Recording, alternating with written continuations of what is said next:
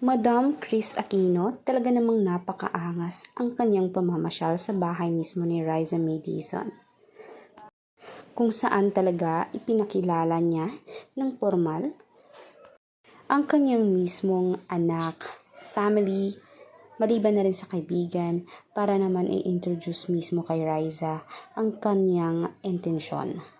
Ngayon ay nasa panliligaw stage na si Bimbi kay Riza. Marami namang nakakahalata nun. Kasi marami namang naka-obvious na talagang si Chris Aquino ay very supportive sa #maybe.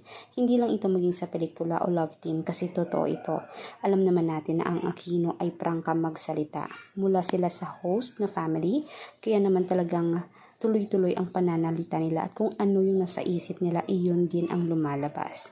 Kaya marami nga ang humahangang netizen kasi nga mismo sa character hindi sila nakikitaan ng mali. Kasi nga tuloy-tuloy kung ano talaga kasi sila, yun sila. Kumbaga hindi sila plastic. Kaya marami talaga ang humahanga kay Bimbi, ang gusto din mismo kay Bimbi para kay Riza. Kayo din ba mga kanetizen, nanonood kayo? Gusto nyo din ba ang #maybe na love team? Comment down below kung tatagal nga at forever na nga ba.